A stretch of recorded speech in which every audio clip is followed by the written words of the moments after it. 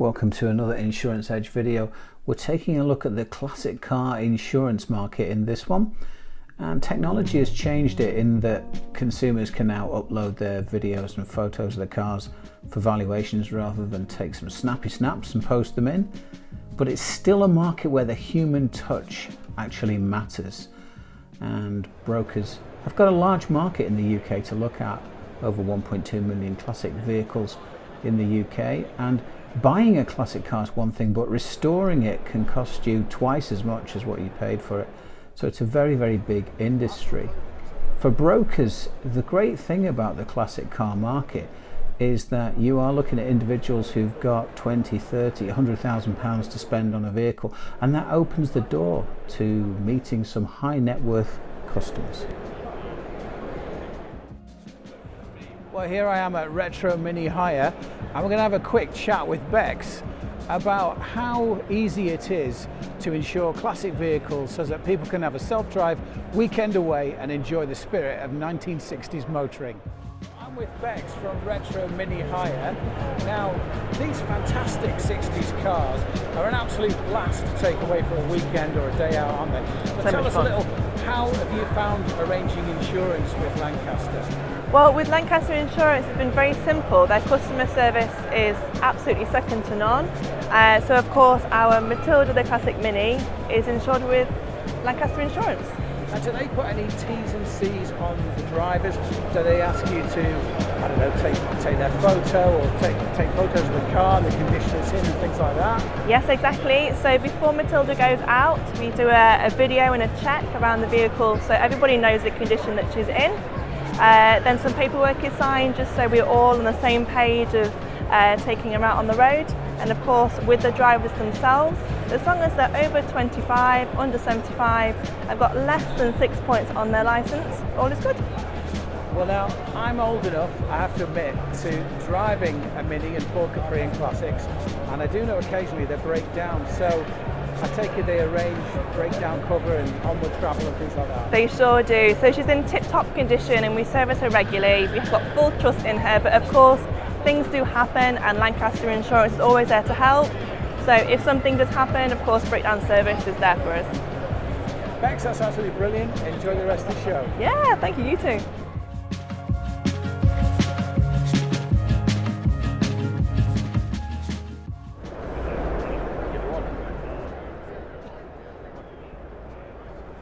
Things like valuations in the classic car market often depend on tapping into specialised knowledge. One way you can do this, of course, is to attend the shows and the rallies and the various meets that happen all throughout the year. There's indoor shows in the winter, of course, lots and lots of classic car meets and club runs in the summer.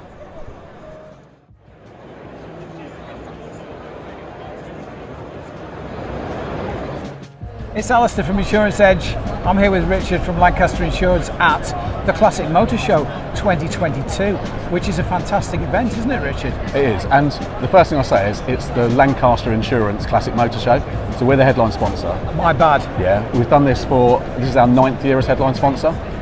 We've just agreed a deal with Clarion, who are the show event organisers, to do another 4 years, which is announced imminently.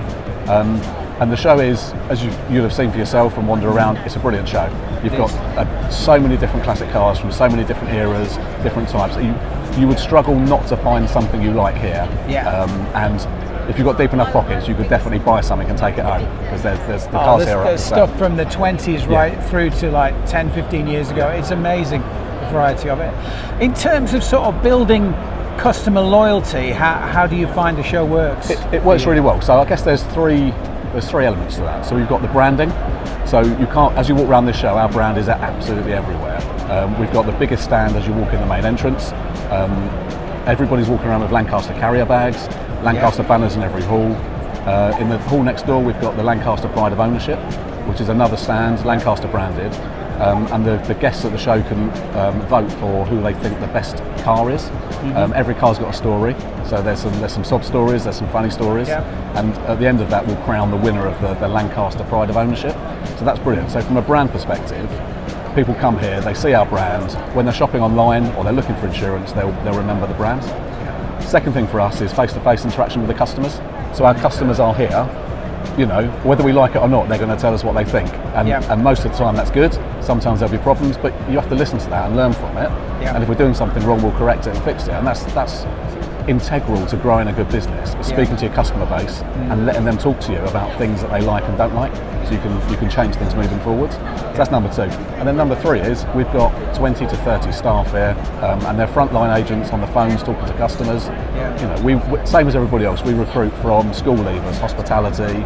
We need them to be experts in what they're doing, and when they talk to a customer, they have to know what they're doing and they have to know what they're talking about. So we let them, when they're not working here, they can wander around the stands, look around the whole show, look at classic cars, and it just makes them more knowledgeable. And that helps us retain good staff. I guess there's a fourth one, which is it's quite good fun. Of the marketing spend we do, this is the fun end of marketing, and it ties in with all of our other marketing distribution. So if you're looking for a return, I mean, you could drive yourself mad if somebody said to you, Rich, go away and pinpoint me exactly how much money we make directly because of the show. You'd drive yourself insane on it. But what we see is when customers are shopping online, so if they go on a price comparison website, our buy rate, where we're in 3rd, 4th, 5th position, is significantly higher than our competitors, and that's because of the strength of the brand. So people buy from us because they trust us, because they can see that we're in the community with them.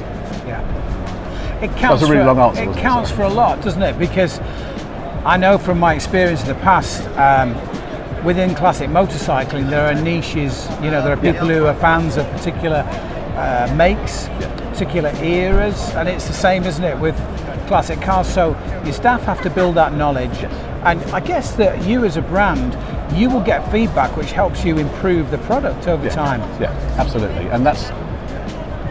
So we're on Trustpilot. Obviously, we've got brilliant rating on Trustpilot, but that's not the same as actually somebody standing in front of you and telling you what they think of your business, because you can be a lot more honest face to face than perhaps you are on a keyboard sometimes.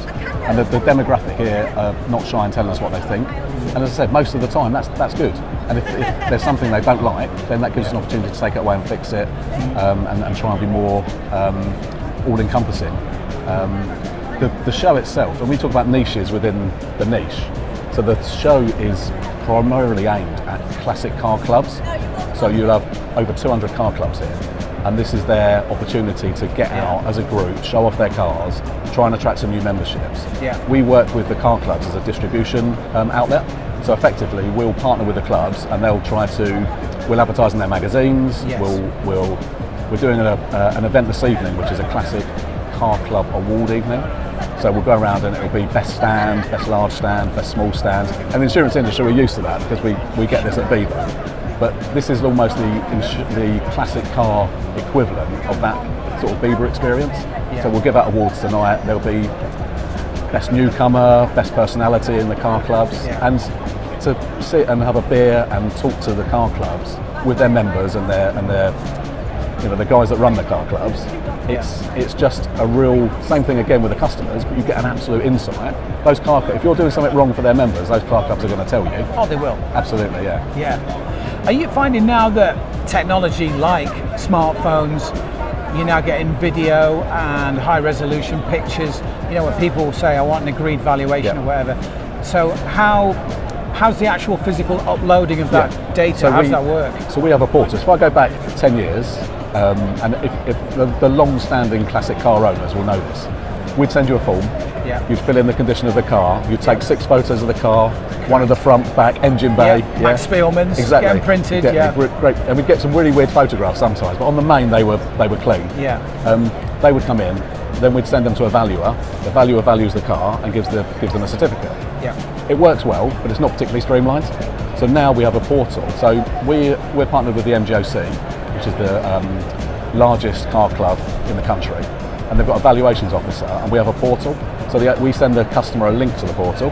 They can upload their photographs, fill in the form online, go straight to the valuer, who can then, he can look at the car via the photos online, put the value on it, and send the online certificate back to them. So it's streamlined, it's more cost efficient, it's quicker, and it's just, it's the modern world, isn't it? And it's more important now, isn't it? Because since the pandemic, classic values really have gone up, and it's not across the board. Certain cars, certain models, rare models, they've really rocketed, haven't they? So we see that both ways. So you know, 90%, 95% of the valuations that come in are loosely, they know the value of the car. Sometimes we'll see them where, you know, the customer thinks it's worth 10, because he's bought it for £1,000 and spent £8,000 doing it up, thinks it's worth 10. It's not always the case. So you do get customers where they think it's worth 10, we're saying, you don't maybe get all worth that 5. build money back. No, of course not. You know, it's the market value of the car. Of course, the other side is people will send in their pictures and say their car's worth 10. They've owned it for 20 years, and it'll be worth 90 grand. And they're like, which is good news and bad news. Great news that they've got an asset they didn't think they had. Of course, it might be a slight increase in their insurance premium, so there's a conversation to be had there as well. Yeah, of course. But it's all good, isn't it? Yeah. Well, Rich, thank you very much for your time. Enjoy the rest of the show. Yeah, thank you. Nice to meet you. Cheers.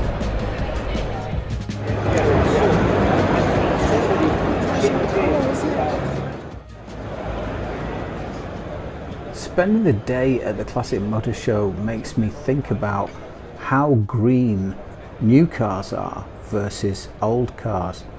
Is it really that green to dig out rare earth minerals, lithium and cobalt, use millions of tons of water to create brand new electric cars, when we've actually got millions of older cars that can be well maintained and used for decades to come?